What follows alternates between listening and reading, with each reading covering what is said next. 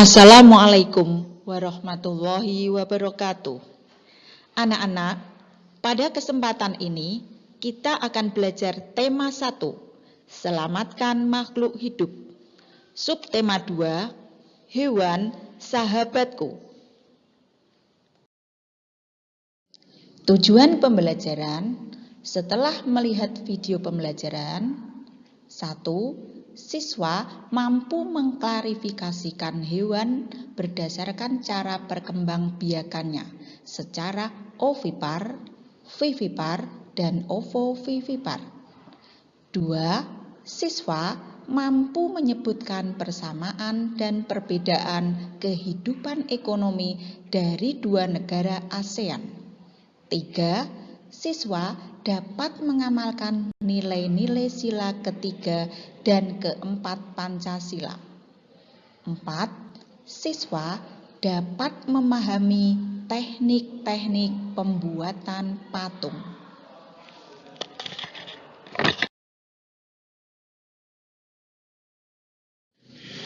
Tahukah kamu bagaimana cara hewan berkembang biak? Yang pertama, ovipar, bertelur. Diingat-ingat ya anak-anak, O berarti bertelur. Hewan yang berkembang biak dengan cara bertelur disebut ovipar. Contohnya ayam dan jenis burung lainnya. Dapatkah kamu menyebutkan hewan ovipar lainnya?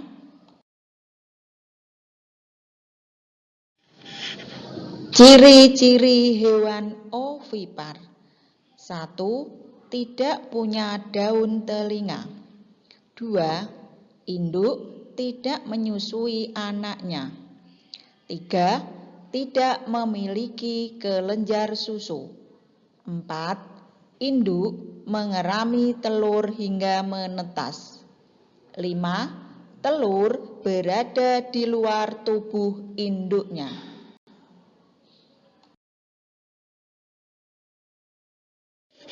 2. Vivipar. Selain bertelur, ada juga hewan yang berkembang biak dengan cara melahirkan. Hewan yang berkembang biak dengan cara melahirkan disebut vivipar.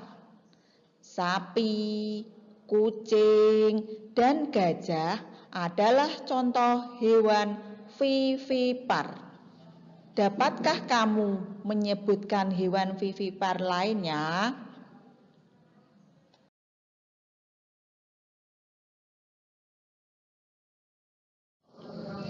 Ciri-ciri hewan vivipar. 1. Memiliki kelenjar susu. 2. Memiliki daun telinga. 3. Memiliki rambut. 4. Melahirkan.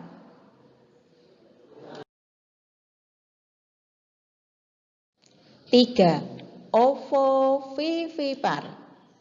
Adakah hewan yang berkembang biak dengan cara bertelur sekaligus melahirkan? Ada. Contohnya adalah ular. Ular piton, ular sanca, ular boa. Beberapa jenis ular tidak selamanya melahirkan anaknya.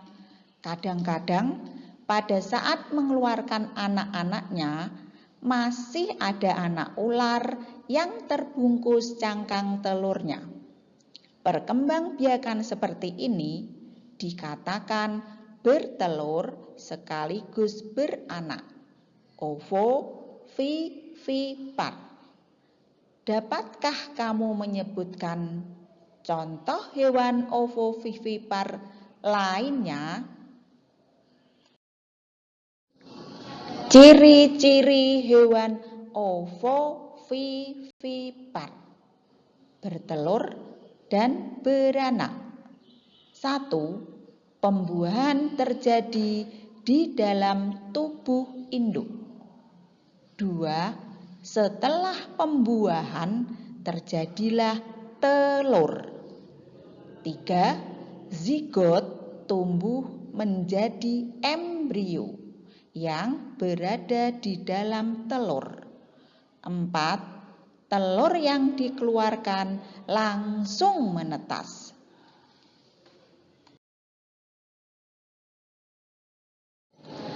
Anak-anak, mari kita kerjakan tugas berikut ini. Setelah kalian belajar tentang perkembangbiakan hewan, carilah masing-masing 3 contoh hewan ovipar, vivipar, dan ovovivipar dalam bentuk gambar. Yang di print ya anak-anak, tidak digambar sendiri. Tetapi selain hewan yang dicontohkan dalam materi, ayam, burung, sapi, kucing, gajah, ular. Kemudian tempel gambar hewan tersebut di kertas HVS dalam bentuk diagram Venn. Anak-anak, Ustadzah beri contoh diagram Venn. Perhatikan ya. Ovipar bertelur, ini contohnya ayam. Ovovivipar bertelur dan beranak, contohnya ular piton. Vivipar beranak, contohnya sapi.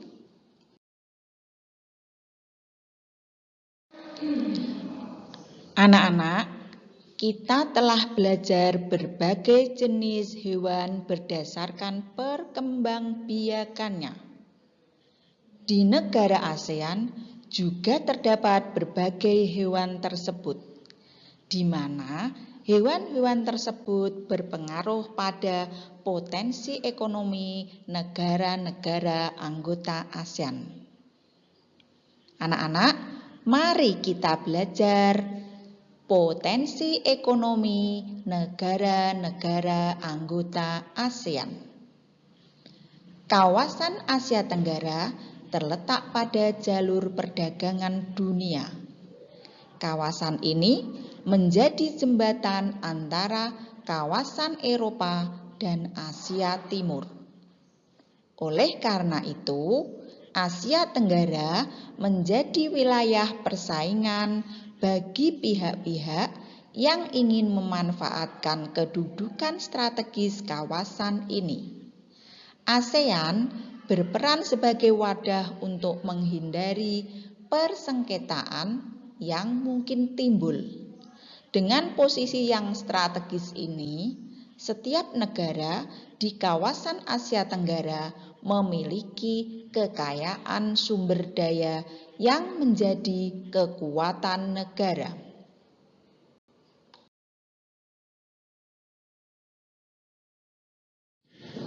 Berikut potensi ekonomi di Indonesia. Sebagai negara kepulauan terbesar di kawasan ini, Indonesia memiliki ragam sumber daya alam yang sangat kaya. Banyak hal yang dapat dikembangkan untuk memperkuat perkembangan ekonomi Indonesia. Saat ini, Indonesia mengekspor minyak dan gas bumi, tekstil, dan produk-produk dari kayu. Pertambangan menjadi salah satu pintu masuk para pengusaha mancanegara ke Indonesia. Keindahan alam Indonesia pun merupakan daya tarik yang menjadi sumber devisa negara dari sektor pariwisata.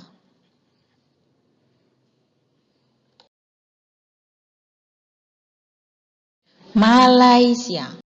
Kegiatan ekonomi utama penduduk Malaysia adalah di bidang pertanian, pertambangan, dan perindustrian.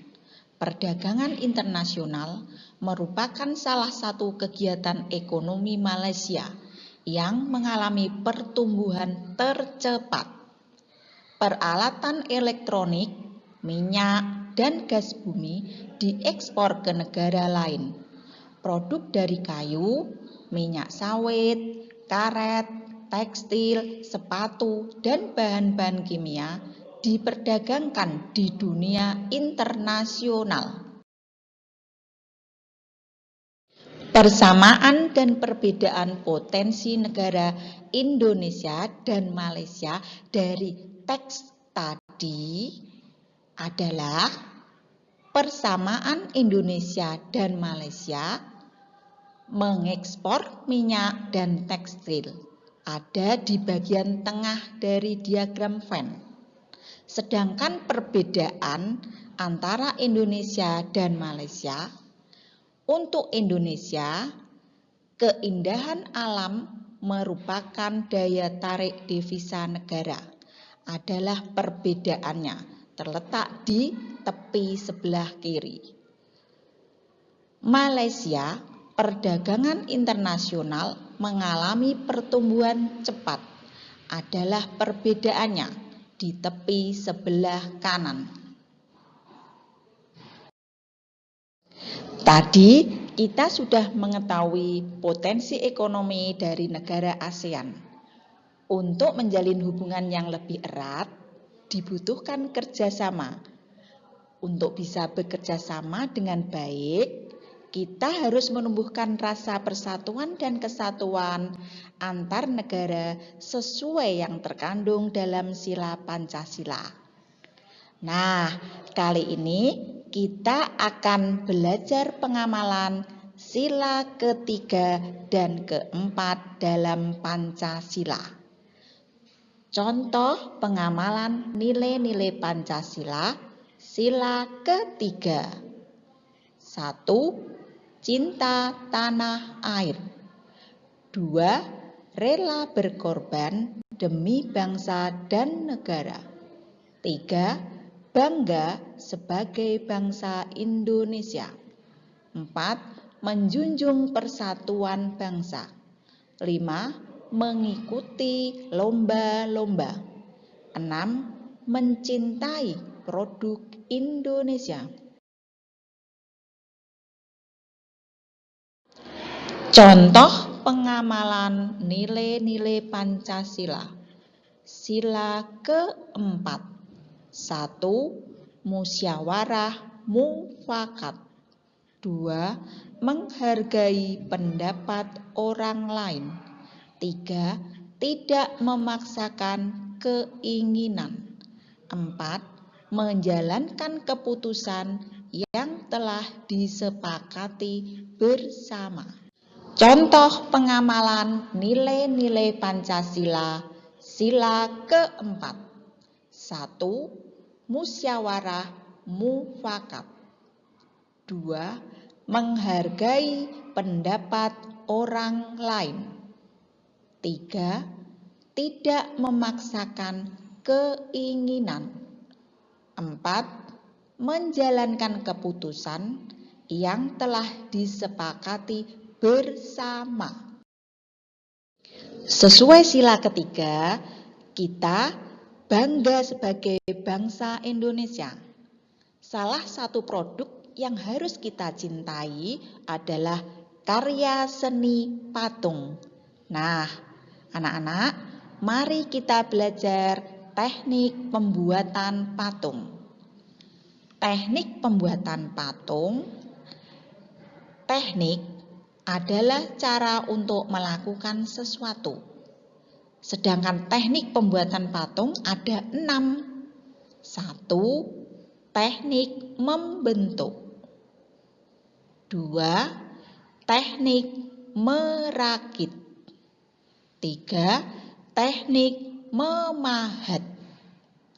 4. Teknik membutsir. 5. Teknik mencetak. 6. Teknik menempa. Anak-anak, agar anak-anak lebih jelas, maka anak-anak baca sendiri penjelasannya dalam setiap teknik pembuatan patung.